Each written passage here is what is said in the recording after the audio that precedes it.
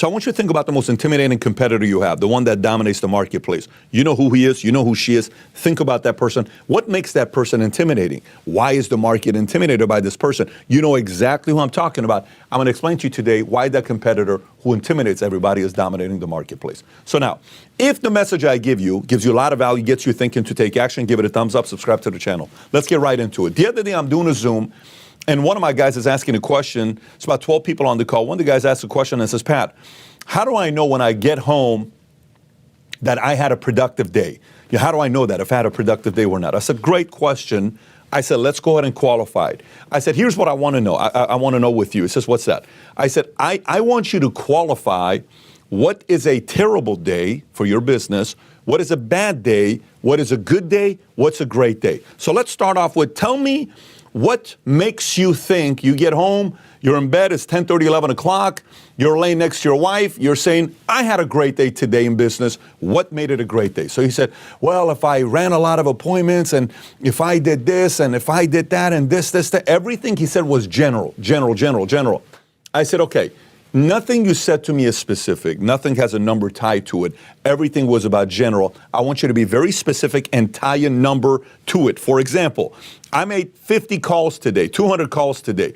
200 calls is a great day. 150 calls is a good day. 100 calls is a bad day. 50 calls is a terrible day. Whatever. Tell me the great day. He says, oh, okay.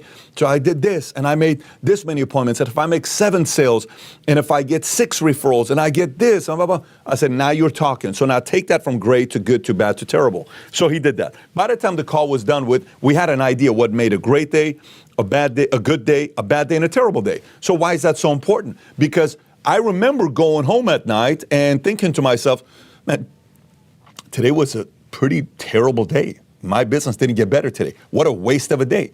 There was nothing that advanced my business today. It's as if today didn't exist. I don't like that.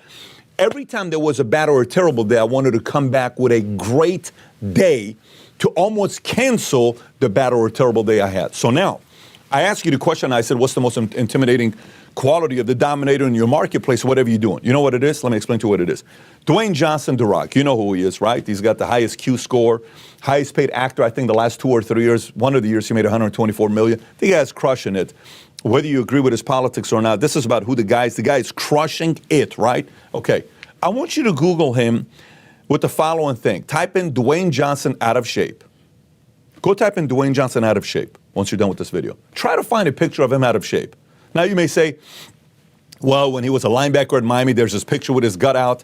Okay, he's a linebacker at that time. He's probably in shape, in better shape than 99.999% of people at that time. Well, I saw this one picture with this fanny pack. He's still like that. Okay, well, I saw this one picture without a shirt on. He doesn't look like he's as buff as he is today. It doesn't matter. Trying to find a picture of him out of shape. Why is that such a big deal?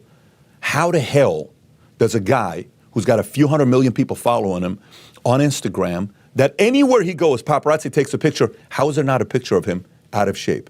It's either because he's never been out of shape or it's because he never leaves the house. And the answer is what? He's probably never been out of shape the last 25 years. Okay? Look where he's at right now. It's about to be a billionaire, right? Tom Brady.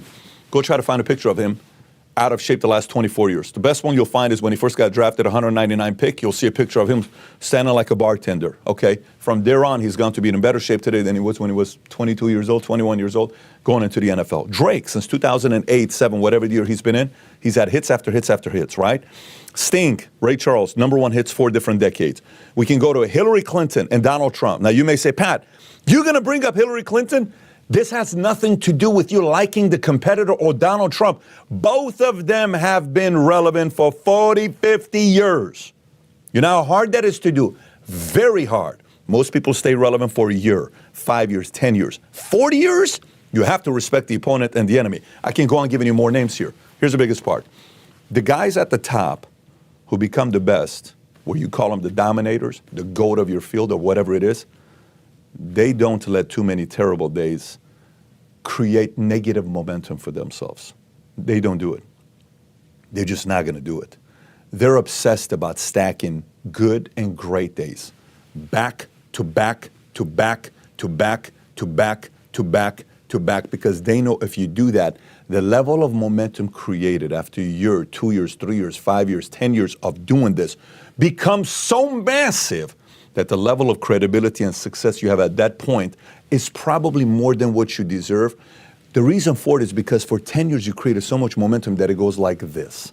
Buffett was worth $52 million at 52 years old, whatever the number is, right? He's worth $100 billion today. That's the idea. It's very hard when you go up against somebody that shows up every flipping day where you sit there and say, take a damn week off. Go on vacation. Why don't you slow down for a day or a month or 2 months or 3 months? Please, let me catch up. And he or she says, come on down, baby. I'm not taking that day off or the week off or the month off. That's why I'm the dominator. That's the mindset of a dominator. So for you watching this year, a couple challenges I got for you. Number one is make a list of the guy that's the dominator, the competitor I just talked to you about, and see that intimidating quality and see if you can apply it to yourself. Number two, categorize what is a great, good, bad, terrible day for your field and the business that you're a part of. And then based on that, go out there and make a massive plan of action, because if you create that momentum now going into 2022, you're probably going to have a great 2022. So if this message resonated with you, give it a thumbs up and subscribe to the channel. So the most appropriate video to recommend after this one here is a video I did on how to take on the Goliath of your industry. I give you 14 different strategies, which is